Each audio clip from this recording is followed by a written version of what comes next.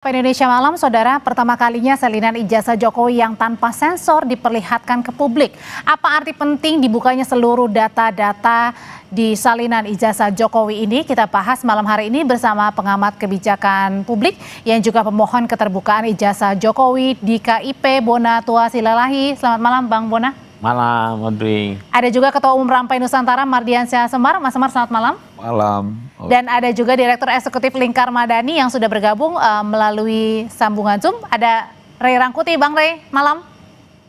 Malam semuanya. Iya, jadi saya mau tanya dulu ke Bang Bona yang sudah menerima salinan ijazah Pak Jokowi. Dibawa, Bang? Bawa. Jadi tadi itu diberikannya oleh siapa? Langsung oleh Komisioner KPU? Melalui PPID. Apa itu? Pejabat Pengelola Informasi dan Dokumentasi. Oke. Nah, berserta Biro Hukumnya.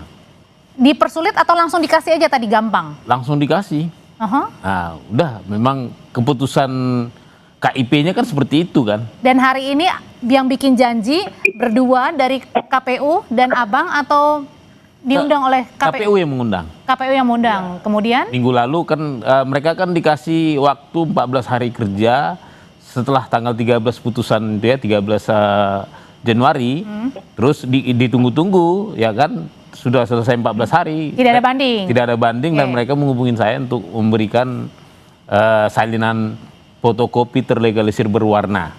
Oke, jadi itu apa, Bang? Boleh dibuka nggak, Bang? Ini salinan yang tadi diberikan KPU ya? Iya. Jadi ini adalah salinan ijazah Pak Jokowi yang waktu itu Pak Jokowi ini mendaftarkan pada Pilpres 2014 sama 2019. Oke, sama itu dua-duanya. Boleh lihat, Bang? Boleh. Nah, ini kan, Abang boleh memperlihatkan mungkin ya?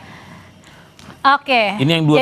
Jadi boleh ditunjukin ke layar, Bang. Jadi ada 9 sebenarnya. Saya recap dikit ya. Saya ulangi lagi yang pada saat dulu kan Abang ini yang mempertanyakan ada 9 item yang tanda kutip ditutupi. Memang ditutupi ya oleh KPU ya, tidak diumumkan gitu, tidak dibuka ke publik. Nah, ini apa saja, Bang, yang akhirnya ada? Jadi ini semua ada. Nggak ada lagi ditutupin. Seperti nomor ini ditutup waktu itu ditutup juga. Nama ini nomor ditutup. Kertas ijazah jadi ada. Ada. Tanda tangan rektor UGM? Ini semua kan ditutup awalnya. Ada, ini juga ditutup, ada, ini juga ditutup ini juga ada, ditutup ya. Pada intinya semua ditutup kecuali foto sama tulisan logo UGM sama tulisan ini semua. Yang sifatnya tulisan tangan itu ditutup semua. Oke, jadi kalau saya lihat ada nomor kertas ijazahnya ada yang tadinya ditutup. Kemudian ada juga tanda tangan rektor UGM ada. Tanda tangan dekan Fakultas Kehutanan UGM juga ada. Tanda dilegalisir juga ada. Tanggalnya juga ada. Tanggalnya nggak ada. Oh, tanggalnya nggak ada. Oke. Memang nggak ada ternyata. Oh, memang nggak ada. Anda sempat tanya juga. Iya. Dijawabnya? Memang nggak ada tanggalnya. Jadi dilegalisir itu tanpa tanda tangan. Oh, nggak ada tanda tangan ya. Jadi bukan ditutupi lagi ya. Iya. Pertanyaannya, Bang Bona, sudah puas atau belum salinannya didapat? Ini kan dimintanya dari Agustus tahun lalu. Pasti belum lah. Kenapa belum? Karena ini kan pernah saya mungkin di TV saya bilang ini data sampah. Secara penelitian. Artinya ini data belum terklarifikasi, belum terautentikasi. Jadi tak satu pun lembaga KPU baik di pusat maupun di daerah yang pernah menyandingkan ini dengan aslinya. Sehingga itulah namanya tidak terklarifikasi. Terverifikasi yes. Karena memang faktanya di PKPU-nya itu memang menyebutkan ada kalimat dapat. Artinya KPU akan mengklarifikasi jika ada laporan ijazah ini tanda kutip. Jika Panwaslu mengelaporkan. Sepanjang sejak kemarin kita sidang di Komisi Informasi Jawa Tengah terhadap KPU di Solo bersaksi. Mereka bilang juga 2005 mereka tidak pernah, sampai sekarang mereka tidak pernah melakukan yang namanya klarifikasi. Artinya data ini tidak pernah ada yang membuktikan ke kita, ke publik, bahkan lembaga publik tidak pernah menyandingkan benar ini fotokopi dengan sama dengan aslinya, identik sama dengan aslinya seperti itu. Jadi yang mau Bang Bona katakan adalah memang ketika salinan yang memang diberikan ke KPU pada saat pendaftaran baik di Wali Kota Solo maupun di Pilpres 2014 dan 2019, ini memang salinan yang kemudian tidak diverifikasi kembali, tidak dilihat lagi apakah benar, asli atau tidak oleh KPU. Jadi di PKPU-nya itu kan ada pengujian fotokopi, pengujian ijazah itu ada 2. verifikasi administrasi dengan verifikasi klarifikasi. Verifikasi administrasi dikerjakan, tapi karena mereka tidak mencurigai adanya kepalsuan, mereka tidak dapat laporan dari Panwaslu, mereka tidak menerima laporan dari masyarakat, mereka menggunakan kalimat diskresi dapat ini.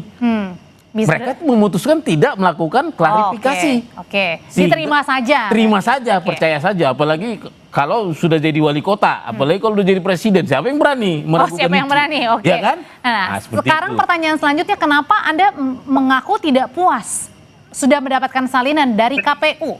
Karena penelitian saya itu harus, supaya penelitian saya lolos jurnal yang bagus itu harus teruji. Ini data sekunder tapi belum bisa diuji. Yang Anda minta aslinya? Bukan, data primer yang terverifikasi atau data sekunder yang terklarifikasi ya. Sebisa mungkin saya seharusnya kan awalnya mintanya ke ANRI, Arsip Nasional Republik Indonesia. Level ANRI itu lebih tinggi dari klarifikasi, yaitu autentikasi. Artinya yang ini, kalau dia misalnya ini fotokopi, kalau diserahkan ke ANRI, ANRI akan minta aslinya. Karena ini salinan. Iya, diautentikkan. Otentik ini pertama mereka cek informasi dia yang asli, baru cek fisiknya. Itu namanya otentik. Kalau klarifikasi hanya disandingkan saja. Kalau administrasi hanya tanya UGM, benar nggak ini? Benar, ya udah. Jadi ada grade levelnya seperti itu. Jadi yang bisa saya jadikan data penelitian itu adalah fotokopi terlegalisir dari KPU yang terklarifikasi. Sebisa mungkin terautentikasi. Ya, dan gitu. sampai sekarang Anda sudah menerima salinannya, tapi belum puas.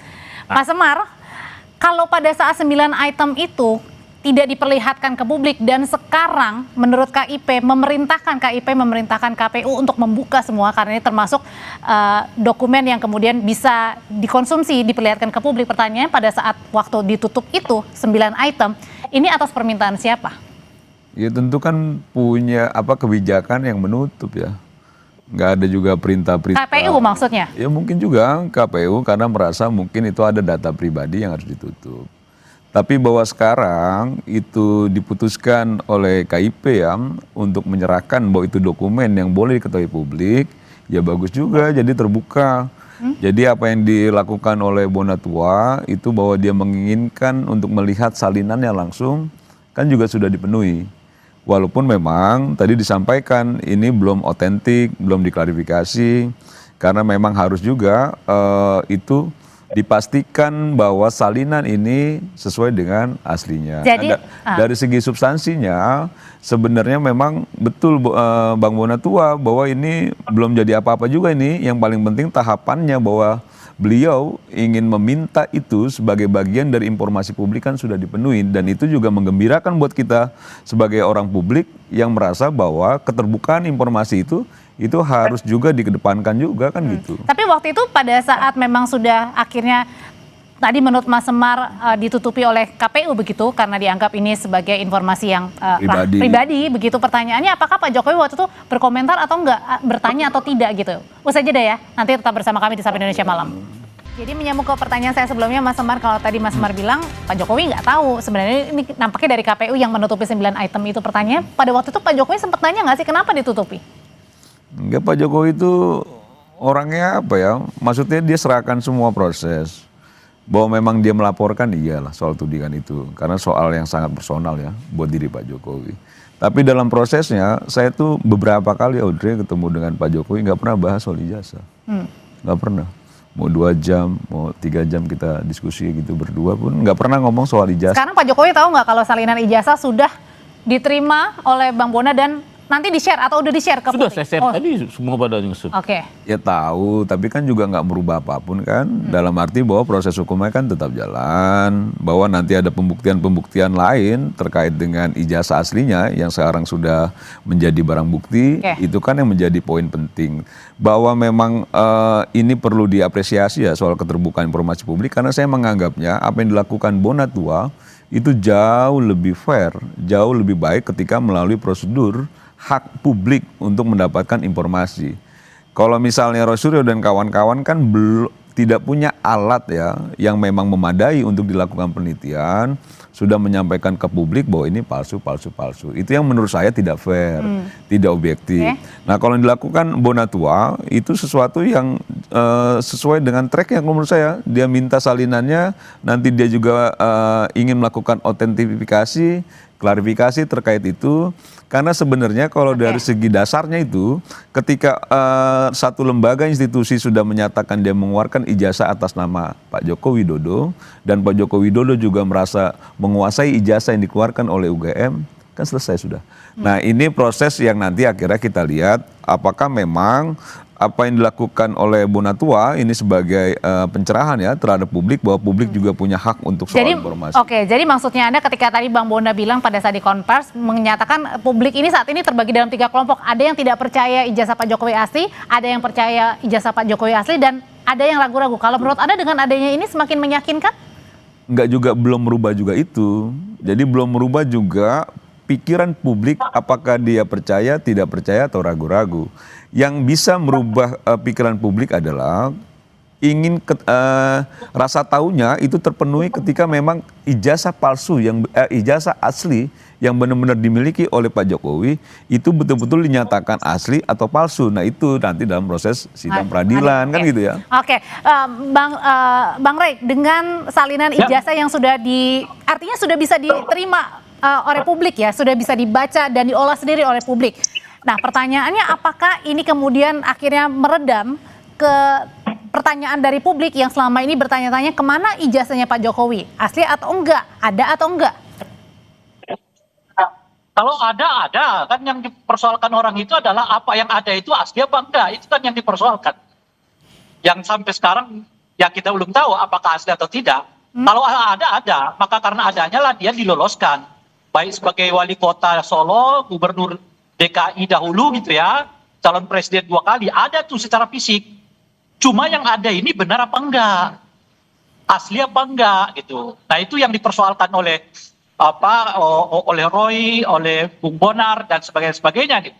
Jadi artinya dengan salinan ijazah ini sudah diterima dan di-share ke publik belum meredam tanda tanyanya publik ini, artinya kelompok ini masih terpecah. Ada yang tidak percaya, ada yang percaya, atau masih ada yang ragu-ragu. Berarti artinya masih terpecah ini. Saya kira petanya masih sama ya. Mereka yang ragu masih akan ragu, mereka yang memang udah percaya ya percaya gitu. Tapi kan tingkat orang terhadap keraguan akan keabsahan ijazah ini kan makin meningkat. Karena berlapis-lapis sih persoalannya ya. Soalnya pertama adalah kalau adanya ada. Yang kedua, apakah benar fisiknya itu atau tidak? Itu dulu tuh. Yang ketiga, apakah fisiknya ini menyerupai yang aslinya?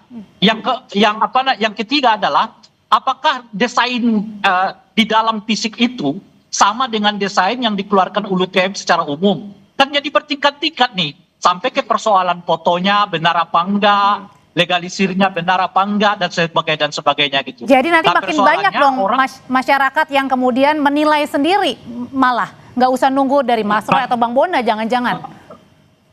Gimana? Jangan-jangan nanti masyarakat setelah melihat salinan ini mereka juga bisa punya analisa sendiri tanpa melihat dari kasusnya Mas Roy ataupun Bang Bona.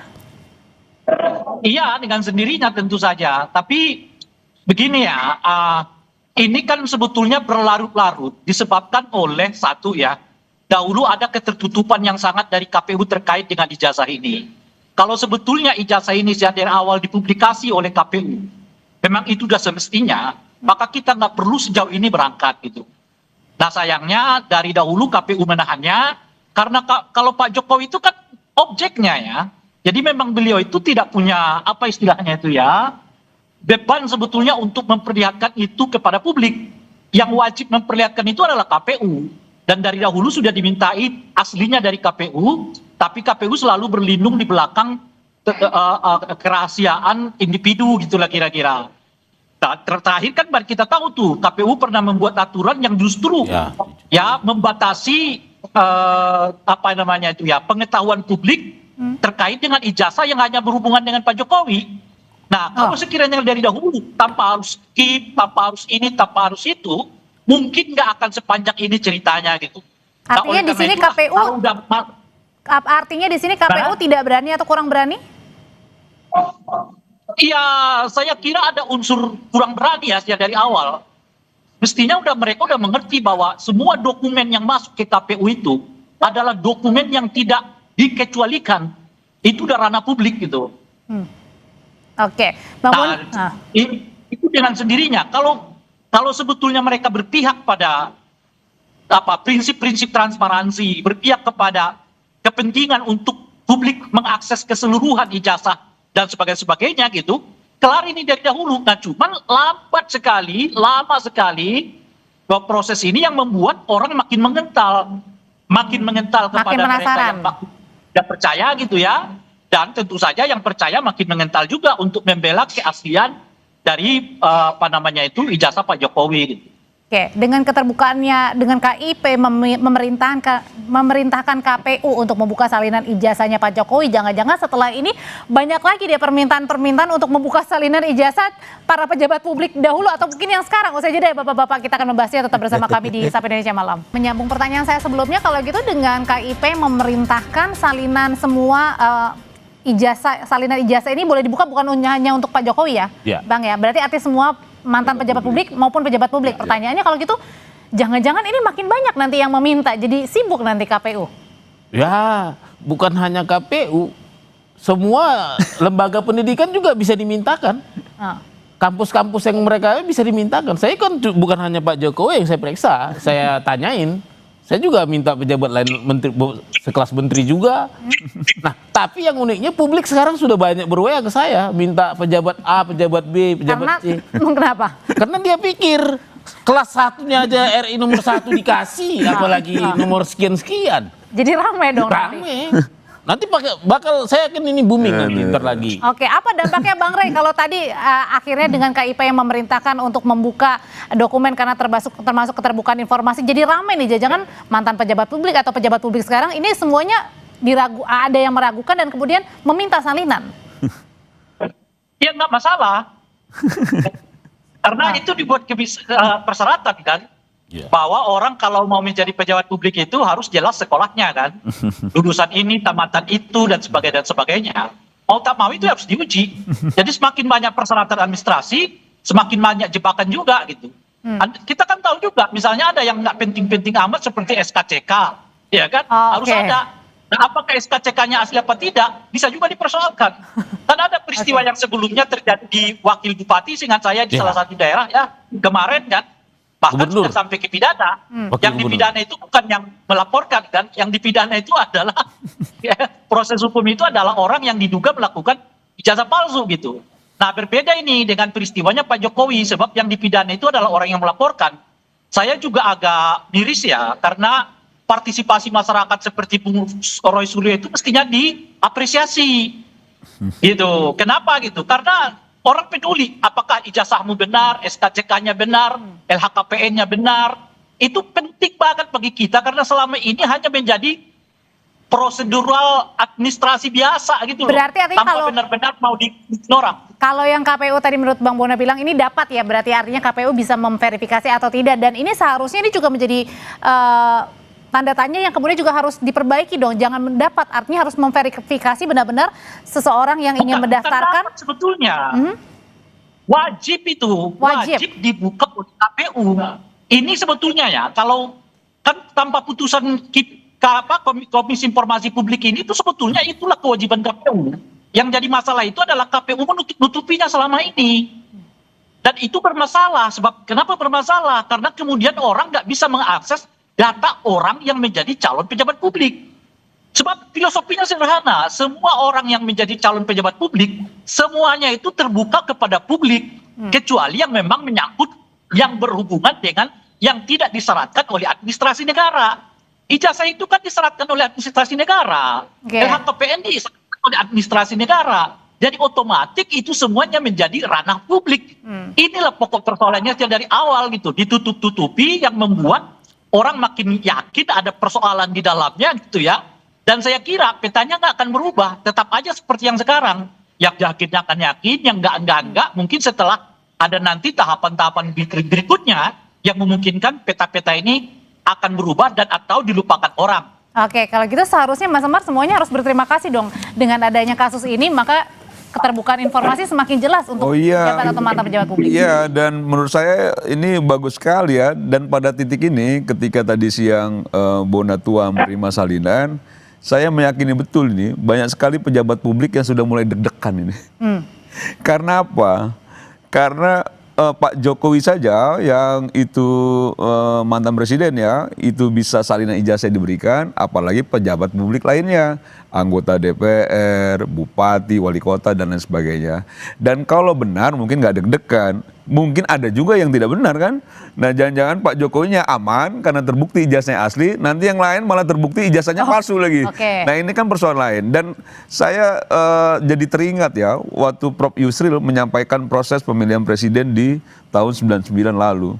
Prof. Yusril menyampaikan bahwa secara persyaratan administrasi itu hanya beliaulah yang punya kelengkapan itu. Tapi Gus Dur, Megawati itu tidak melengkapi itu. Tapi proses politik yang dilakukan pada saat itu memilih dua orang itu menjadi calon presiden. Nah artinya kalau mau dibawa bahwa kita apa yang disampaikan oleh Ray bahwa memang pejabat publik harus tertib administrasi termasuk ada SKCK dan lain sebagainya. Apakah itu juga bisa menjadi apa ya introspeksi kita bahwa dalam persoalan memutuskan satu keputusan politik tertinggi misalnya pemilihan presiden itu tidak boleh main-main untuk mengabaikan soal persyaratan administrasi dan lain-lain karena itu ukuran integritas dan lain sebagainya. Termasuk harus diverifikasi juga oleh KPU. Diverifikasi, diotentifikasi juga, dicek. Nah itu yang menurut saya udah tidak boleh main-main lagi itu ketika dalam proses ini memang. Kita lihat terbukti. Ya nggak Re? Kan gitu ya. Jadi memang nggak boleh main-main. Tidak boleh main-main gitu loh. Bukan di situ. Betul. Masalah kita itu terlalu banyak syarat administrasi yang dibebankan kepada orang. Ya. Sehingga ketika syarat administrasi itu dibebankan, banyak orang yang kesulitan. Coba Anda bayangkan, SKCK juga harus ada. Dan kalau SKCK-nya palsu, ya tentu saja dia bisa digugurkan. Masalah SKCK orang bisa digugurkan loh, apalagi masalah ijazah ya kan, LHKPN dan sebagainya gitu. Tapi gini ya, saya menyatakan berterima kasih juga kepada Bung Suryo, Bung Bonar ya, yang justru dengan gigih mempersoalkan ini, sebab ini menurut saya menjadi pelajaran penting bagi siapapun ya, termasuk bagi masyarakat. Jangan ragu-ragu untuk mempersoalkan syarat administrasi siapapun pejabat negara kita gitu. Karena ini Pak Jokowi aja salinannya sudah dibuka gitu ya. Jujuran dirinya gitu. Ya, itu dia. Nah, yang kedua, ini yang dilakukan oleh Bung Bonar ini ya, memperteguh ya prinsip bahwa seluruh syarat administrasi pejabat negara harus dibuat terang benderang oleh penyelenggara pemilu gitu. Bang Bona, balik lagi ke pertanyaan saya waktu beberapa bulan bertemu Bang Bona waktu pada saat masih sidang KIP, pertanyaannya adalah sebenarnya ketika salinan ini sudah didapat mau diapain? Salinan ini sudah didapat sekarang. Kemarin kan belum, baru diperintahkan nunggu 14 hari, sekarang sudah didapat. Mau diapain? Sebenarnya ini sudah saya analisis, tapi terbatas tidak ikut yang 9 item. 9 item yang ditutupin itu belum saya analisis. Jadi begitu sudah dapat yang full unsensor, maka saya akan lanjutkan ke penelitian analisis 9 item tadi, termasuk tanda tangan macam segala. Artinya kalau di situ ada nama dekannya, ada nama rektor, kemudian ada tanggalnya, Anda mau mencocokkan dengan yang pada saat itu juga sama-sama lulus, misalnya dari nama A gitu. Karena ini sifatnya sudah diskursus publik, nanti publik yang akan bersama kita, publik akan bersama-sama membuktikan. Karena apa? Ini kan memang sudah keputusan KIP sudah bilang ini informasi terbuka. Publik tidak akan ragu lagi untuk menganalisa, menguji. Jadi banyak analisa-analisa baru nanti selain ada yang Mas Roy dan Bang Rismon atau Dokter Tifa. Akan banyak. Itu makin merugikan Pak Jokowi nggak? Semakin banyak, semakin pusing, Mas. Enggak lah, kan kalau benar ngapain takut? Iya, kalau benar itu ngapain pusing? Pak Jokowi itu sama sekali nggak pusing. Buktinya kemarin aja dia udah mulai lari di Stadion Manahan Solo. Masih 3 kelompok terbagi nih, ada yang ragu. Iya, dan gak apa-apa, memang sejak awal kan memang terbagi dan saya dari awal sepakat juga memang belum merubah soal komposisi keraguan ataupun orang yang percaya atau tidak percaya itu belum mengubah. Tapi kalau ditanya soal Pak Jokowi sendiri, merasa bahwa memang dia merasa ijazahnya asli, benar, ya nggak ada juga soal ketakutan, soal kekhawatiran dan lain sebagainya. Kemarin juga sudah jalan-jalan dia di Manahan Solo tuh olahraga, karena ada wacana katanya menjadi ketua One Team Press malah. Oh. Jadi maksud saya dia kayaknya soal ijazah ini bukannya dia tidak peduli terhadap prosesnya, tapi bahwa ketika saya sendiri sebagai kalau misalnya jadi Pak Jokowi, kalau kita mengikuti kuliah sesuai dengan prosesnya, ijazah didapat, kita miliki, apa yang ditakutin? Mau jutaan orang juga bicara itu palsu kalau kita ikuti itu, dan yang mengeluarkan juga sudah menyampaikan bahwa itu asli, apalagi? Kan gitu loh. Nah, bahwa ini sekarang ada proses, orang meragukan boleh, orang tidak percaya boleh. Masa iya kita harus paksa orang harus percaya semua? Orang tidak ragu terhadap ijazah, boleh saja. Tapi bahwa Pak Jokowi sendiri punya keyakinan bahwa ijazah yang didapat sudah sesuai dengan prosedur dan diperkuat oleh UGM, selesai sudah. Oke, jadi dengan adanya salinan ini orang masih bertanya-tanya nggak, kembali lagi ke pertanyaan sebelumnya, Bang Rey, gimana caranya meyakinkan publik nih agar tidak terpecah lagi, biar kita bisa menanyakan kasus-kasus yang lainnya singkat saja, maksudnya hal-hal yang lebih penting begitu.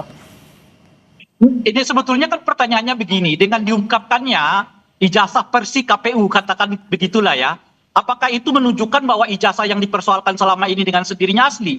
Belum tentu, sebab apa yang diungkap sekarang ini kan kurang lebih sama seperti ijazah yang dianalisis oleh Roy Suryo selama ini kan, kurang lebih satu.